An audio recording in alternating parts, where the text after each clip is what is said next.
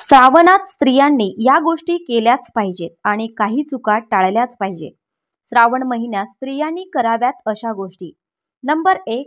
श्रावण महिन्यात दररोज भगवान शंकराची भक्तिभावाने पूजा करावी. यामुळे मन शांत राहतं आणि घरात सकारात्मक ऊर्जा निर्माण होते. नंबर 2.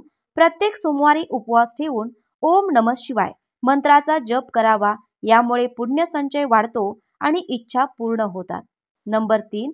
श्रावण महिन्यात नेहमी स्वच्छ, पवित्र आणि साधे कपडे परिधान करावेत. हे शुद्धतेचे प्रतीक मानले जाते. नंबर 4. रोज घरात दिवा लावून मंत्रपठण, शिवास्तोत्र किंवा हर हर महादेव म्हणणं शुभ मानलं जातं. यामुळे वातावरण शांत व पवित्र राहतं. नंबर 5. शक्य असेल तर प्रत्येक सोमवारी शिव मंदिरात जावं आणि बेलपान, दूध अर्पण करून शिवचरणी मनोभावे नतमस्तक व्हावं. नंबर 6. श्रावण महिन्यात हिरवा रंग शुभ मानला जातो.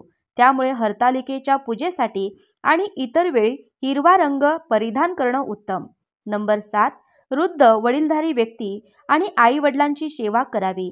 त्यांचं आशीर्वाद हेच खऱ्या भक्तीचं फळ असतं. नंबर 8.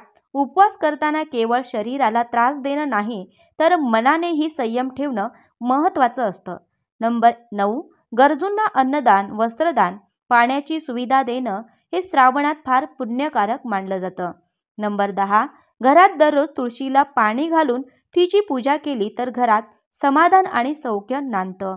नंबर 11. जर कोणावर चुकून राग काढला गेला असेल किंवा वाईट बोललं गेलं तर त्याची माफी मागावी. क्षमा हीच खरी पूजा आहे. नंबर 12. पूजा करताना बेलपान, दूध, गंगाजल याचा योग्य आणि श्रद्धेने उपयोग करावा.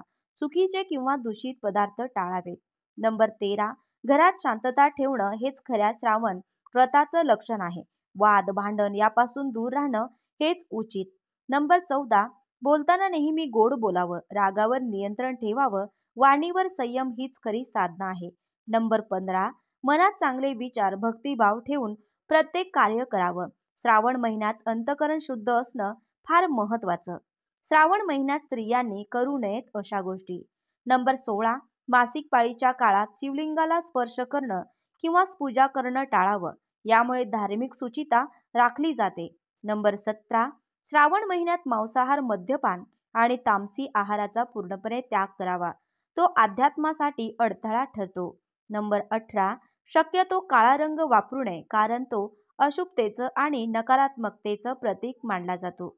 नंबर 19. दुसऱ्यांविषयी तक्रार, चुगली किंवा वाईट बोलणं हे श्रावणात टाळावं कारण हे पुण्य कमी करतं. नंबर 20. शिवलिंगावर कधीही कुंकू, तुळशी किंवा फाटलेली बेलपत्र वाहू नयेत. यामुळे पूजा निष्फळ होऊ शकते. नंबर 21. उपवास, व्रत करताना केवळ बाहेरून पूजा न करता मनातून श्रद्धा ठेवावी. खोटेपणा ठेवू नये. नंबर 22. कोणालाही वाईट बोलणं, अपशब्द वापरणं किंवा त्रास देणं यापासून श्रावणात विशेषतः दूर राहावं. नंबर 23. मंदिरात जाताना अतिभडक आकर्षक कपडे घालणं टाळावं. साधेपणा आणि नम्रता हेच योग्य. नंबर 24. वडीलधाऱ्यांची, पतीची किंवा घरातल्या मोठ्यांची अवहेलना करणं टाळावं. यामुळे घरात अशांती निर्माण होते. नंबर 25. खोटं बोलणं, फसवणूक करणं किंवा कपट करणं हे श्रावण महिन्यात मोठं पाप मानलं जातं. नंबर 26. पूजा करत असताना टीव्ही, मोबाईल यांच्याकडे लक्ष देणं टाळावं. पूजेमध्ये मन एकाग्र असावं. नंबर 27. व्रत केवळ समाजात दाखवण्यासाठी करू नये तर आत्मशुद्धीसाठी करावं. यातच खरा लाभ आहे. नंबर 28. स्त्रियांमध्ये स्पर्धा, द्वेष किंवा तिरस्कार ठेवणं टाळावं. मैत्रीभाव आणि प्रेम पसरावं. नंबर 29. आळस, उशीर किंवा विसरल्यामुळे पूजा चुकवू नये. नियमितता हीच भक्तीची ओळख आहे. नंबर 30. मंत्रजप किंवा शिवपूजा करताना दुसरी कामं करत राहणं टाळावं. मन पूर्णपणे भक्तीत गुंतलेलं असावं.